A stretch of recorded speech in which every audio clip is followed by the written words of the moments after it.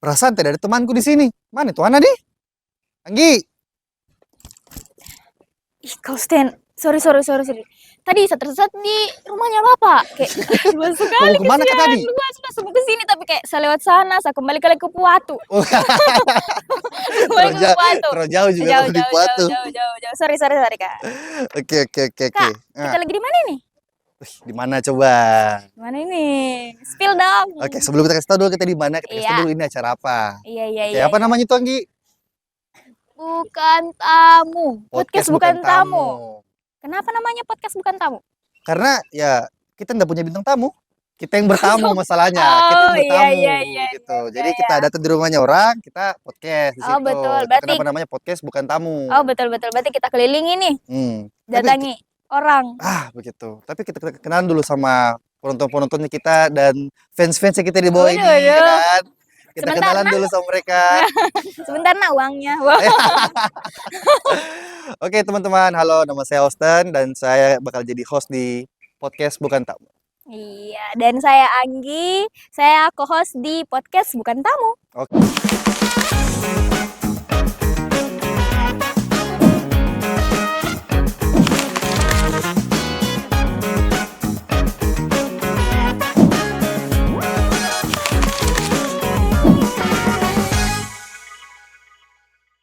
Ini kita lagi di rumahnya salah satu orang yang sangat-sangat terkenal di Sulawesi Tenggara. Ih, juara. Siapa itu? Yoi, siapa lagi kalau bukan Bapak Nur Allah. Aduh, cakepnya Bapak ya. Sore-sore ini sejuk-sejuk. Apa kabar? Apa kabar ini Bapak? Baik. Alhamdulillah, baik juga Pak. Ya. Pak, sekarang kita punya kesibukan apa ini Pak? Ya kemana-mana perginya, tapi selalu ada di mana-mana, hanya tidak kemana-mana. Asik. agak filosofis ya. Kayaknya itu kata-katanya mau story nih sebentar. Iya. Bagus. Oke. Kesibukan lainnya mungkin Pak, apalagi? Saya saat ini sudah pensiun. Jadi kalau orang pensiun itu ya kalau nggak di rumah memperbanyak silaturahmi. Katanya orang silaturahmi umur panjang dan murah rezeki. Amin. Tapi Pak, dengar ini kita habis dari dari Wakatobi kemarin. Ya itu tadi yang saya bilang, ya. Kemana-mana. Saya kemana-mana, tapi tidak di mana-mana. Selalu ada di sini. Asik. Terus Pak, selain kesibukannya kita belakangan ini, ya kan? Ini Pak, saya ini kan Gen Z Pak, sama teman-teman di depan juga Gen Z. Gen Z toh? Iya. Mana suara loyonya? Ya kan kita ini Pak generasi Z. Ya kan otomatis kan ini kita agak jauh lah sama Bapak begitu. Selama ini saya tahu Bapak ya kan, cuma lewat TV, sosmed, ya sosial media begitu tuh kayak dengar bapak-bapakku cerita-cerita begitu kan. Tapi kan sekarang ini kita sudah ketemu langsung di Pak kan, sama orangnya langsung nih. Ini suatu kebanggaan buat saya, oh my god. In the flash begitu Pak, ketemu langsung. Saya mau tanya nih Pak, kayak bukan pertanyaan berat. Waktu kita sekolah dulu Pak, berapa SPP tak? Iya. Orang bayar kan? Jadi saya juga dulu genset, tapi 40 tahun lalu. Begitu 40 tahun lalu. Waktu itu belum ada sosial media, belum ada pulsa, ya. Bayar SPP pun masih murah, ya di angka Rp300 per bulan. Rp300 per bulan. Ya itu untuk SD. Kemudian masuk SMP ya mengalami sedikit kenaikan, tapi masih di bawah Rp1.000. Terus Pak, waktu kita sekolah dulu Pak, kan biasa itu kalau anak sekolah kan, biasa itu pasti adalah nakal-nakalnya sedikit Pak, ya kan? Kita pernah tidak bolos sekolah? Saya enggak pernah bolos, cuman main-main keluar kelas. Aduh, beda bahasanya, beda. Lagi ada guru itu Pak? Iya. Oke, berarti izin ke kamar mandi. Main-main keluar kelas, tapi waktunya lebih dari 1 jam pelajaran. Bolosnya beda dia. Begitu, jadi kita kita main-main itu di lingkungan sekolah aja Pak. Ya kadang-kadang ke kantin, nah ngobrol kelamaan. Tapi ya kadang-kadang juga ngintip-ngintip teman wanita. Aduh. Namanya anak muda ya Pak waktu itu ya kan Iya. Pak. Pasti. Kan namanya lagi anak muda. puber. Aduh, Nah, iya betul betul betul. Iya. Kita ini kan kemarin sebagai anak muda di zaman itu Pak, apa sih yang buat kita tiba-tiba jadi triggernya kita untuk ingin terjun ke dunia politik Pak? Jadi bermula dari obsesi. Obsesi. Ya. Jadi ada obsesi, kemudian lahir intuisi, ya, untuk menjadi pemimpin. Tetapi saya sendiri sudah dipercayakan oleh teman-teman dari mulai SD, SMP, sampai SMA, bahkan sampai ke perkuliahan untuk memimpin lembaga formal maupun informal. Waktu itu ya istilah organisasi sekolah, organisasi siswa intrasekolah, ya seperti OSIS, kemudian Pramuka, lalu juga Palang Merah Remaja, ya semua kita tekuni, dan itulah aktivitas siswa-siswi di era saya, karena kami belum mengenal yang namanya digital, ya media komunikasi dan informatika tidak secanggih sekarang, gitu. Nah, kalau mau berkomunikasi dengan kawan-kawan yang spesial pun main surat. Ada surat, ya surat itu dibaca bisa membuat kita bolos. Ya, gitu. Iya. Ternyata Ternyata itu alasannya bolos. Nah, karena dari obsesi itulah, kemudian saya melihat keberhasilan banyak orang. Misalnya melihat bagaimana kehebatan Bung Karno, ya bisa menyatukan Republik di tengah perpecahan antar kerajaan-kerajaan di seluruh wilayah Nusantara. Lalu kemudian para tokoh-tokoh pejuang, ya baik kemerdekaan maupun setelah kemerdekaan. Berturut-turut kepemimpinan itu baik di eksekutif maupun di legislatif sampai dengan ke daerah. Pada saat saya mulai mengerti, waktu itu era Gubernur Insinyur Alala. Saya sering bermain ke rumah jabatan karena putra beliau itu adalah teman sekolah saya, tapi adik kelas. Oh, di kelas kita. Ya, saya melihat ya begitu dihormati seorang gubernur, begitu mendapatkan suatu tempat yang khusus seorang gubernur, dan begitu besar peran dan fungsi seorang gubernur. Sehingga saya berobsesi suatu hari saya harus tinggal di rumah jabatan ini dan saya harus bisa menjadi gubernur seperti mereka. Wah, keren. Gitu. Masya Allah. Dari sanalah lahir motivasi. Iya. Motivasi, tapi itu tidak sampai membebani pikiran dan perasaan saya, semua berjalan mengalir. Namun seluruh aktivitas organisasi saya ikuti. Tanpa saya sadari kegiatan organisasi itu mengantar saya untuk bisa lebih mendalami, memahami dan menguasai yang namanya ilmu-ilmu kepemimpinan. Karena di dalam aktivitas politik itu di dalamnya tidak terlepas dari kemampuan seseorang untuk bisa menggalang, mengarahkan, mengendalikan dan mengajak ya kawan-kawan yang lain dalam satu tujuan. Nah, ternyata setelah sekian belas tahun berlangsung, saya mulai memasuki dunia partai politik. Namun sebelumnya sudah melalui organisasi sosial kemasyarakatan dan organisasi profesi. Nah, pada saat saya masuk partai politik, saya mulai merasa, wah ini ujungnya nanti akan menjadi ya pimpinan-pimpinan di lembaga-lembaga politik. Nah, itu terbukti. Saya menjadi anggota DPR pada umur 32 tahun. Ya. Setelah saya jadi anggota DPR pada usia 32 tahun, dari sana saya mulai melakukan sosialisasi karena tugas kepartaian. Tanpa terasa, saya merasakan masyarakat cukup banyak yang mengidolakan saya sebagai pemimpin muda atau calon pemimpin muda. Jadi bersamaan partai saya bangun, ya, lalu pemilu tiba, partai itu tadinya 0, sudah menghasilkan anggota DPR, ya, yang sudah memenuhi syarat untuk mencalonkan gubernur, demikian juga bupati. Nah, otomatis peluang itu saya manfaatkan, sehingga saya mencalonkan diri menjadi gubernur, dan pada usia 39 tahun, alhamdulillah saya terpilih menjadi Gubernur Provinsi Sulawesi Tenggara. Itu. Luar biasa. Itu usia masih terbilang muda ya. Dan kita tuh berawal dari kita lihat rumahnya teman kita yang Iya. bapaknya gubernur pada saat itu, dan kita rasa kayaknya seharus deh, kayaknya saya bisa juga deh, ya kan? Bisa. Akhirnya Muncul motivasi. Tidak ada yang tidak bisa. Karena Iya, itu betul. Bisa. setiap cita-cita kehidupan harus ditanamkan satu obsesi yang dalam ya dan dilakukan ya aktivitas yang tentu on the track mengarah ke cita-cita atau tujuan ya supaya semua kegiatan kita berada pada jalur yang diharapkan agar bisa lebih cepat mencapai tujuan tersebut. Itu. Kalau kita lihat nih Pak, apa sih bedanya anak muda zaman dulu sama anak muda zaman sekarang, Pak? Kalau zaman dulu kami ya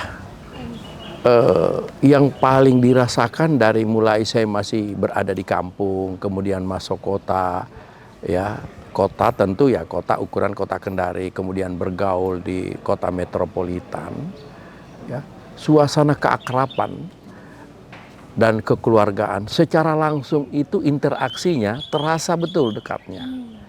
Kalau zaman sekarang saya lihat anak-anak muda lebih cenderung ke individualis.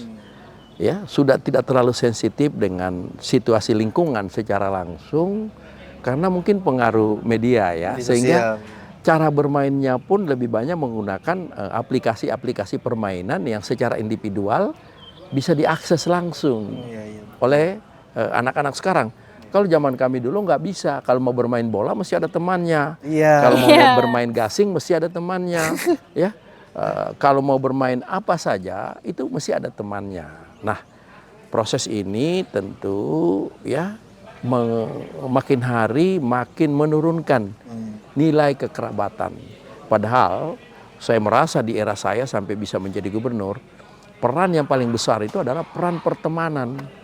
Jadi prinsip itu ya sangat memiliki nilai yang sangat tinggi, mengalahkan ya kompensasi materi. Teman dan persahabatan ya sebagai satu jaringan besar, sebuah networking yang bisa menciptakan perluasan yang lebih besar, itu energinya sangat besar untuk membuat dan merubah diri kita melebihi dari keadaan pribadi kita. Misalnya kita pada dasarnya sama, ya laki-laki sama saya, peralatan luar dalamnya sama kan? Ya, demikian juga perempuan. Tapi kita bisa berbeda karena kita sudah punya status sosial. Misalnya saya jadi gubernur, otomatis masyarakat melihat yang dia lihat gubernur. Padahal gubernur itu hanyalah amanah, hanyalah bajunya, ya, hanyalah jabatan yang diberikan dari rakyat sebagai mandat untuk melaksanakan tugas kelembagaan. Tidak ada yang lebih dari itu, kecuali adalah dedikasi, loyalitas, pengabdian, dan kesiapan dia untuk berkorban demi untuk daerah dan masyarakatnya. Itu saja yang berbeda. Wow. Gitu. Wow, gokil, keren. Biasa ya, luar biasa. Saya tercengang loh. Ya tadi pas setuju sekali sama yang kita bilang soal friendship itu apa namanya adalah ya, sangat penting sekali Pak. Karena memang kayak kebetulan juga belakangan ini memang kebanyakan itu orang anak-anak Gen Z ya kalau berteman itu ndak kayak pertemanannya orang tua dulu kalau saya lihat. Iya. Ya kan kalau orang tua dulu berteman sampai orang tua sekali nih. Ya kan masih dulu sama-sama awet begitu. Kalau sekarang baru kita berteman berapa bulan, ada baku baby lagi, baku jelek-jelekan lagi di story. Ya kan, kau bikin grup tidak ada temanmu begitu. Grup dalam grup begitu. Begitu Pak kalau sekarang sih. Ya. Tapi Pak, tadi sempat juga singgung soal kita kayak main gasing dulu. Ya kan? Kalau sekarang nih Pak, anak-anak muda, kalau misalnya Gen Z toh, kita kumpul main-main itu, kita biasa itu main Mobile Legends, main Free Fire, main PUBG. Kalau dulu, apa permainan yang kita mainkan itu Pak? Selain gasing tadi? Ya, macam-macam permainan, ya namanya permainan tradisional. Ya. Hampir tidak ada permainan di zaman kami yang tidak membutuhkan lapangan. Lapangan? Ya. Kalau sekarang kan tidak perlu duduk sendiri ngelamun sambil bermain juga bisa. Iya, iya, betul. Cukup Betul. ditemani oleh handphonenya. Nah, saya kaitkan tadi dengan lemahnya pertemanan, soliditas dan solidaritas tadi karena segala-galanya diatur lewat media. Sehingga kepalsuan banyak terjadi. Kalau dulu soliditas, solidaritas itu terukur betul secara fisik. Kasih sayang dan kecintaan kepada sesama itu betul-betul direpresentasikan, direpresikan dalam tindakan. Kalau sekarang kan dengan gampang kirim WA, hai sayang, ya kan? Padahal itu belum tentu sungguh-sungguh. Ya, yang kayak inilah yang disebut menipu. Iya. Nah, gitu. Kadang juga biasa ada ketik haha tapi begini mukanya. Marah-marah juga kamu. Siapa yang suka begitu? Bisa jadi dia haha, tapi hatinya lagi kan jadi penuh dengan kepalsuan. Iya, gitu iya, kan? iya, Oke Pak, lanjut Pak. Tadi kan kita sudah sempat juga ngobrol soal bagaimana sih bisa tiba-tiba kita ada ngide begitu mau jadi gubernur ya kan. Ini kan kita ini belum pernah jadi gubernur nih, semua yang ada di sini. Ada ya yang kan? jadi gubernur ini? Belum pernah tuh. Belum pernah jadi gubernur, ini kita mau tanya Pak. Susah tidak jadi gubernur itu? Anak-anakku semuanya ya Serius ini? yang generasi Z, saya mau sampaikan. Sudah pekerjaan yang paling gampang itu jadi gubernur. Muhammad. Jadi bupati. Dari mana? Kenapa gampang? Dia jadi gubernur dan jadi bupati, seluruh yang ada di badannya mulai dari kaki sampai kepala ditanggung oleh negara. Ya? Makanannya ditanggung oleh negara. Listrik dan teleponnya ditanggung oleh negara. Mobil dan bahan bakarnya ditanggung oleh negara. Rumah ditanggung oleh negara. Semuanya ditanggung oleh negara, bahkan sampai dengan istri. Maksudnya biaya pernikahan tuh Iya, Pak. anunya Pak. Bukan, Kehidupannya. maksudnya dalam kehidupan yang berkaitan dengan keprotokoleran. Ya. Semua ditanggung oleh negara, jadi paling gampang. Terus bekerja, organisasinya sudah siap. Nggak perlu lagi bikin organisasi. Iya, iya. Ya, pegawainya sudah siap. Nggak perlu lagi cari staf, semua tinggal pakai. Gaji pegawai sudah disiapkan oleh negara. Ya, pedoman pelaksanaan tugas sudah ada undang-undang. Mekanisme check and balance-nya sudah ada, pengawas internal maupun pengawas eksternal. Lalu kalian akan bertanya, lalu apa yang susah jadi kepala daerah? Yang susah ada dua hal.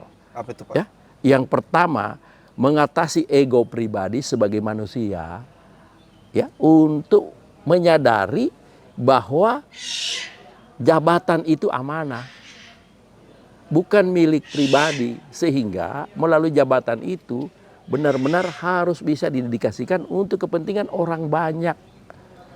Bukan hanya pegawai, bukan hanya staf di lingkungan terdekat, tapi untuk seluruh masyarakat di wilayah itu secara administratif maupun seluruh penduduknya.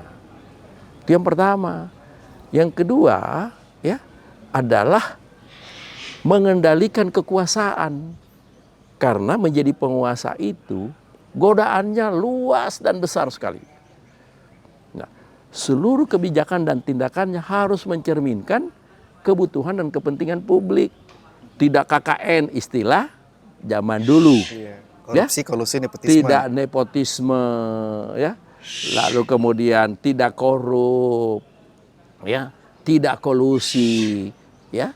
Saya ingin menggarisbawahi tentang kata korup sebagai bentuk klarifikasi terhadap diri saya. Iya. Saya memang pernah melewati pengadilan untuk tuduhan korupsi. Tapi tuduhan itu alhamdulillah tidak terbukti. Kalau masih ada yang membantah soal itu, ada putusan pengadilannya. Tapi sebenarnya terminologi korupsi itu adalah siapapun yang melakukan aktivitas baik ketahuan maupun tidak ketahuan merugikan kepentingan negara, keuangan negara, dan juga termasuk merugikan, ya, tugas, fungsi dan tanggung jawabnya sendiri, termasuk merugikan hak-hak, ya, masyarakat maupun hak-hak pegawainya. Itu juga korupsi. Cuman kebetulan mereka belum terjaring masuk pengadilan. Iya. Nah, kalau saya sudah lewat pengadilan. Artinya kalaupun kotor sudah dibersihkan di sana. Terus bagaimana dengan mereka yang masih bolak-balik hilir mudik kemana-mana padahal mereka justru korupsi? Itulah yang disebut koruptor sebenarnya. Kalau saya ini walaupun dianggap ya masuk dalam kategori koruptor, tapi paling tidak saya sudah bersihkan diri saya melalui pengadilan dan penjara. Nah, jadi jangan disalah tafsirkan oleh adik-adik semua. Nah, karena yang paling prinsip adalah terpulang kepada kepribadian setiap pemimpin. Orang bisa aja saling hujat, saling tuduh satu sama lain. Lu koruptor. Padahal yang mengatakan itu bisa jadi lebih koruptor daripada yang dituduh. Iya, jadi yang paling bijak adalah introspeksi diri sendiri. Benar. Begitu. Benar, Ya, setuju, itu. setuju, saya Tapi itu setuju. siapa yang paling susah sebenarnya? Berkaca, ya kan? Kaca susah untuk introspeksi diri sendiri. Biasanya itu orang lebih suka untuk menilai orang lain Iya. daripada menilai diri sendiri, Pak. Terus Pak, selama ini apa pernah tidak Bapak punya pro kontra dalam membuat keputusan selama jadi gubernur kemarin, Pak? Keputusan itu pasti akan setidak-tidaknya ada pihak yang menerima, ada pihak yang tidak menerima. Itu adalah resiko dan harus kita mengambil keputusan. Akan tetapi metode yang saya terapkan, saya melihat asas manfaat dari putusan yang akan saya ambil. Ya, apa lebih banyak mudaratnya atau lebih banyak kebaikannya? Kalau lebih banyak kebaikannya, bagi mereka yang tidak menerima, tugas saya menyampaikan, mengedukasi, memberi pemahaman bahwa putusan ini harus kita hasilkan seperti ini karena ini adalah menyangkut masalah hajat hidup orang banyak. Memang kita tidak bisa memuaskan semua orang. Oh, Tuhan aja masih banyak yang tidak bersyukur kepadanya, Iya, iya. apalagi kita sesama manusia. Tapi putusan itu penting harus dibuat oleh setiap pemimpin. Tidak bisa pemimpin itu mengambang, walaupun teknisnya ya bisa aja dia kualifikasi. Ada putusan yang bisa dipending, artinya belum langsung diputuskan, ya ditunda dulu. Ada putusan yang diabaikan, artinya karena itu tidak akan memberikan manfaat apa-apa, udah diabaikan. Tapi ada putusan yang harus segera diputuskan karena urgensinya, apapun resikonya harus diputus. Gitu. Oke. Kalau saya ada yang saya kepokan, Kak. Apa tuh? Bagaimanakah itu kiat-kiatnya menjadi seorang pemimpin agar bisa lebih dekat saja sama masyarakat? Bagaimana itu, Pak? Betul. Saya itu sakepo saya. Yang sederhana. Ya, paling sederhana aja, Pak. Iya. Yang sederhana, jangan membuat jarak antara pemimpin dengan masyarakat hanya karena jabatan. Singkirkan keprotokoleran, hadir di tengah-tengah masyarakat setiap saat, baik diminta maupun tidak diminta. Waktu menjalankan misi pemerintahan yang di dalamnya syarat dengan keprotokoleran, ya dijalankan sewajarnya. Misalnya pada saat 17 Agustus kita upacara, ya inspektur upacara ya gubernur, nggak boleh ada yang ganti di situ dan nggak boleh sambil menjadi inspektur upacara bercanda karena itu adalah kegiatan yang harus dikerjakan dalam konteks formal dan penuh hikmat. Nah, tapi di luar itu gubernur itu bukan malaikat, bisa aja dia bermain setiap saat, ya. Tetapi bermain dimaksud itu ya bermain dalam batas-batas yang wajar. Bukan menjadi pelawak, kira-kira seperti itu. Ya? Iya. Oke. Nanti jadi dua profesi, gubernur sama pelawak. Nah, nanti Jangan dong, satu terancam saja. nanti pelawak, tidak punya Iya. pekerjaan. Tidak dipakai di pelawak. Tidak dipakai pelawak. Soalnya kemarin ada itu pelawak yang sampai jadi gubernur juga. Tapi udah jadi toh, tapi udah jadi, ya kan? Ini luar biasa. Bagaimana? Luar biasa, teman-teman. Ih, memang. Ada yang mau jadi gubernur karena rumah. Oke, karena rumah nih, karena juga sudah masuk di rumah sini, Iya, ya tuh, kan? ada Siapa tahu orang mau juga jadi gubernur nanti di depan. Iya, karena ada kolam renangnya Bapak. Mau deh. Oke Pak, kan tadi juga kita sudah ngomong-ngomong soal perbedaannya anak muda zaman dulu sama zaman sekarang nih Pak. Terus juga kita sudah ngobrol soal kepemimpinannya, bagaimana cara untuk dekat sama masyarakat, ya kan? Ada tidak sarannya kita buat anak muda zaman sekarang yang misalnya intu nih sama politik, intu nih pengen jadi gubernur nih misalnya. Siapa tahu di antara teman-teman di depan ini tiba-tiba ada yang mau jadi gubernur Pak ke depannya, apa nih saran-saran kiat-kiatnya Pak? Jadi politik secara harfiah sebetulnya tidak hanya jabatan, tetapi kemampuan kita untuk berhimpun, ya itu kurang lebih seperti manajemen yang melahirkan leadership. Berhimpun bersama, di dalamnya mengungkapkan aspirasi dan inspirasi, ya, bermusyawarah dan bermufakat untuk mencapai suatu tujuan. Nah, salah satu bentuknya misalnya dalam jabatan negara, jadi presiden, jadi gubernur, jadi bupati. Nah, tentu di era sekarang ini, ya, di mana perbedaan Gen Z zaman saya dulu yang penuh dengan kegotong royongan secara langsung, dan sekarang suasananya lebih individual karena semuanya serba dilengkapi atau difasilitasi oleh peralatan. Tapi ini tidak harus menurunkan semangat untuk berhimpun, malah sebenarnya lebih mudah karena dengan tersedianya media komunikasi itu semua informasi lebih cepat bergerak. Nah, tapi pemanfaatan media komunikasi untuk mempopulerkan diri, mencitrakan diri di publik agar mendapat dukungan yang luas harus lebih hati-hati karena jejak digital itu, ya, akan selalu ada dan tidak terhapus, dia tinggal di langit. Betul. Ya, begitu kita sedikit ada celah yang pernah kita lakukan yang lalu, maka itu tidak bisa dihindarkan, itu bisa terungkap lagi, terbuka lagi. Benar. Nah, apa yang menjadi tips bagi saya? Adik-adik nanti kalau berpolitik, ya, lebih banyak menghimpun teman-teman yang secara konstruktif berpikirnya positif. Ya, sering-seringlah kumpul, ya.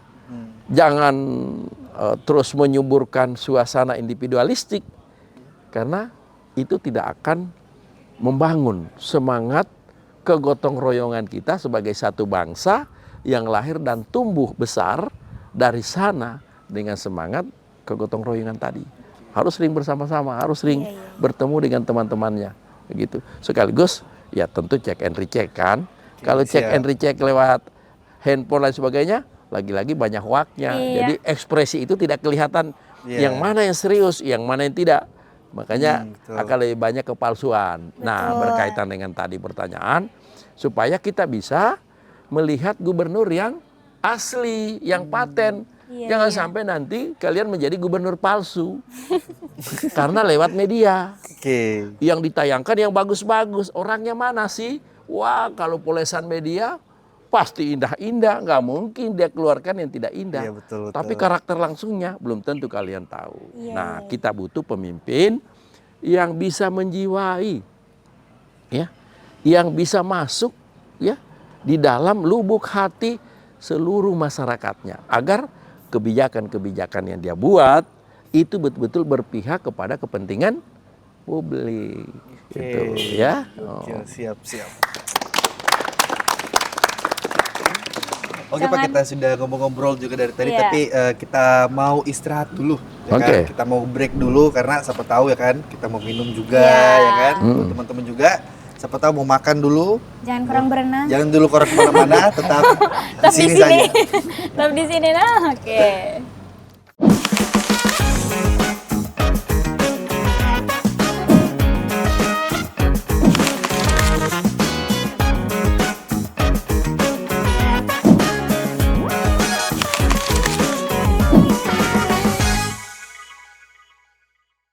Oke, sekarang kita balik lagi dari podcast Bukan Tamu. Yoi. Yang semangat doang, Gi. Aduh, baru episode pertama nih. Semangat ini, semangat. Boleh lari-lari. Habis ini kita berenang, nah. Oke. Aduh, kayak rumah mata. Oke, Pak, lanjut. Sekarang, Pak, yang saya mau tanyakan lagi sama kita. Selama kita menjabat kemarin, apa-apa saja yang sudah kita lakukan untuk Sulawesi Tenggara ini, Pak? Ya, kalau bicara apa yang dilakukan, tentu banyak. Dan kalau kita bahas itu bisa berhari-hari tidak habis. Saking banyaknya. Tapi paling tidak saya bisa kelompokkan dalam 2 atau 3 kelompok. Iya. Yang pertama, ya, gagasan dan narasi pembangunan kita, begitu menjadi gubernur, saya mulai meletakkan ya semangat kebangkitan Sulawesi Tenggara. Dimulai dengan ya, membangun manusianya, membangun jiwanya. Apa bentuknya? Ya, di dalam manusia dan jiwanya yang dibutuhkan adalah kualitas sumber daya manusianya. Itulah sebabnya di dalam program saya letakkan ya di kepemimpinan itu, program pertama dan prioritas kami adalah peningkatan kualitas sumber daya manusia. Yang brandnya secara khusus kita beri sebutan Cerdas Sultraku.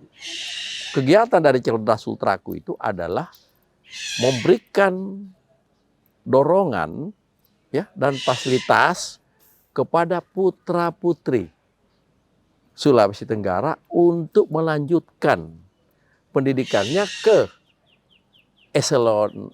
ke S1, S2 dan S3. Tetapi program pelayanan pendidikan dasar, menengah, dan atas itu diperkuat. Makanya waktu itu Sulawesi Tenggara satu-satunya provinsi di Indonesia pada tahun 2009 sudah mencanangkan yang namanya wajib belajar 12 tahun. Iya. Pemerintah nasional kita baru 9 tahun. Nah, proses kesinambungan dasar, menengah, dan atas itu kemudian kita backup untuk pemberian beasiswa agar mereka bisa lanjut ke perguruan tinggi. Dan itu dilaksanakan. Ribuan yang sudah kita sekolahkan keluar. Sebab restorasi pendidikan ini sangat penting. Ya. Investasinya dia betul-betul langsung kepada manusia. Dan memetik hasilnya itu bertahun-tahun yang akan datang bisa dinikmati oleh dirinya, oleh istrinya, kalau sudah berkeluarga nanti, oleh anaknya, bahkan oleh lingkungan keluarganya. Jadi kita mulai dari membangun manusianya. Lalu setelah membangun manusianya, lalu kita bangun tentu fisiknya. Di dalamnya termasuk kegiatan sosial ekonomi. Nah, yang paling mudah ya, yang ingin saya tunjukkan hasil-hasil yang sudah kita bangun, misalnya dari sisi kelembagaan. Di era saya berhasil membangun 12 bank perkreditan rakyat. Bank perkreditan rakyat ini berada di 12 kabupaten kota waktu itu. Dan sampai hari ini alhamdulillah bank itu terus survive. Di samping ya, menjadi lembaga keuangan daerah berskala mikro yang bisa memberikan pelayanan ekonomi mikro ya, kepada masyarakat yang berpendapatan sangat rendah, ya, terutama mereka mak-mak dan pedagang yang sangat kecil yang membutuhkan modal yang juga kecil tapi tidak punya akses dengan bank, juga terbuka lapangan kerja. Baik sebagai karyawan maupun di dalam mengasah dan melatih putra-putri kita untuk menjadi bankir-bankir yang profesional. Nah, itu salah satu lembaga keuangan yang kita bangun. Kemudian ya, kalau dia dari sisi fisik misalnya ya, kita membangun berbagai bangunan-bangunan fisik. Jalan 1.200 kilo yang kita bangun pada zaman era saya menjadi gubernur. Masya Allah. Rumah sakit yang dulu itu rumah sakit kita ya masih tipe C, sekarang sudah A. Dulu kamar tidurnya hanya sekitar 50-an, sekarang sudah 600-an. Nah, kemudian dokter-dokternya dulu hanya puluhan, sekarang sudah makin banyak ya. Demikian juga dengan proses pelayanan medik ya, yang termasuk peralatannya yang sudah makin canggih, tersedia dokter-dokter ahli, ya, para medis dan lain sebagainya. Itu pada era kita. Lalu kemudian kita membangun pelabuhan-pelabuhan, baik pelabuhan laut maupun pelabuhan-pelabuhan penyeberangan untuk membuka akses antar wilayah karena Sulawesi Tenggara ini kan daerahnya kepulauan lebih banyak.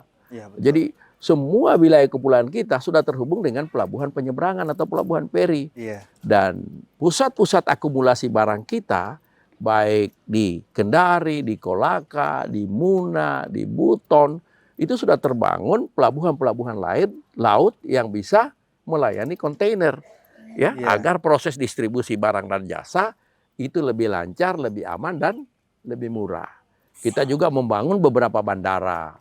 Baik Bandara Halu Oleo, kita perluas dan perpanjang sampai punya Garbarata, Bandara Wakatobi, Bandara Beto Ambari, Bandara Sangiya di Bandera, ya itu pada era kita termasuk bandara di Sugimanuru di Muna. Nah, lalu kita bangun jembatan Bahtera Mas, ya atau jembatan Teluk Kendari yang menghubungkan dua sisi Teluk Kendari sekaligus membuka isolasi bagi daerah Lapulu dan sekitarnya di sekitar Po Asia. Sehingga value dari aset masyarakat itu menjadi meningkat. Dulu sebelum ada jembatan Teluk Kendari, ya nilai tanah di Po Asia dan Abeli itu sangat murah, mungkin hanya 200.000 per meter. Sekarang sudah jutaan. Dan mereka tidak lagi menjadi daerah belakang, tapi sudah masuk dalam daerah kota. Ya, karena sudah dihubungkan dengan itu, kemudian kita membangun pelabuhan barang di Bunggundoko yang kemudian diikuti dengan pembangunan pelabuhan kontainer. Nah, jadi kita melakukan kegiatan-kegiatan pembangunan itu merata dan menyeluruh, termasuk daerah-daerah terisolir seperti di Uluiwoi, kita buat jembatan yang menghubungkan antara ya Uluiwoi dengan Konawe. Demikian juga di Pulau Makassar yang sejak dunia ini terbentuk antara Pulau Makassar dengan Lowu-Lowu di Bau-Bau itu tidak pernah terhubung lewat darat. Itu juga kita bangun.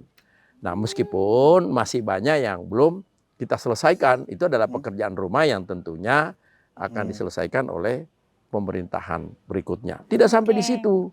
Pembangunan identitas adat dan budaya kita bertumbuh di mana-mana. Misalnya, ya, kita mendorong kegiatan ya pengembangan tenunan khas kita. Buton, Muna, Kendari, Moronene, Wakatobi berkembang di mana-mana. Kita pakai di kantor, kita pakai di sekolah-sekolah, kita pakai di pesta-pesta. Nah, ini semua saat ini tenggelam. Padahal dulu di samping ya menjadi sarana pengembangan kreativitas lokal, juga ya aktivitas ini menimbulkan kegiatan ekonomi. Pangsanya di masyarakat kita juga cukup tinggi. Karena apa? Masyarakat kita dengan sendirinya menunjukkan ya identitasnya sebagai satu masyarakat yang beradat dan berbudaya dengan ciri khas adatnya ya secara positif berkompetisi, lalu muncullah itu kreativitas. Di mana-mana satu Sulawesi Tenggara orang bangga berpakaian adatnya. Nah, itu sekarang lagi-lagi sudah tidak terlihat. Nah, ini juga sangat ya kita sayangkan. Pada masa yang akan datang mesti kita kembangkan. Lalu kemudian apa yang belum selesai? Nah, apa tuh? Ya itu perjuangan politik kita untuk memekarkan Provinsi Sulawesi Tenggara, yaitu Provinsi Kepulauan Buton. Dulu wacana awal disebut Buton Raya, tapi hasil konsultasi tokoh-tokoh masyarakat dengan kami, saya memberi nama usulan Provinsi Kepulauan Buton. Nah, seluruh syarat administratif, teknis maupun politik ini sudah selesai di tingkat daerah. Tinggal kita menunggu moratorium dari pemerintah pusat. Dan kalau ini dibuka, maka syarat pembentukan provinsi kita sudah terpenuhi. Mudah-mudahan akan segera terwujud mekarnya Provinsi Sulawesi Tenggara.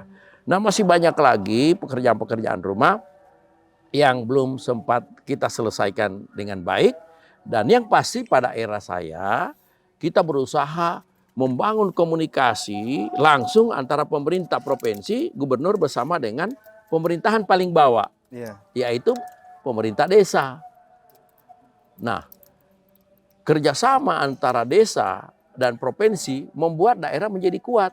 Karena Kalau pemerintahan desa kuat, maka negara akan kuat, otomatis provinsi sebagai inisiator lahirnya program-program Blok Grant, ya, program desentralisasi fiskal, program pemberian bantuan langsung ke desa, program peningkatan kapasitas aparatur desa menjadi satu modal besar untuk kita memajukan Sulawesi Tenggara lebih cepat ke depan.